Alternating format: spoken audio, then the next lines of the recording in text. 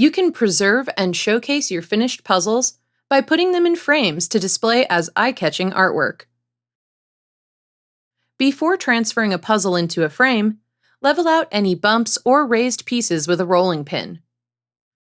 Clean the puzzle with a damp cloth to remove dust and debris, and put down wax paper to protect your work surface before gently moving the puzzle on top of it. Secure the pieces together using a foam brush and an even coat of puzzle glue. Once the front dries, apply a thin layer of glue to the back as well to prevent curling. Alternatively, you can laminate the puzzle with adhesive sheets. You can also strengthen your puzzle with foam board prior to framing, attaching it to the puzzle's backing with craft glue.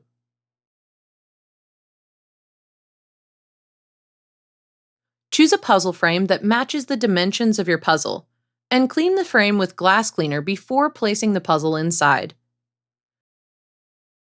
Secure the frame in the back, and your puzzle is ready to display.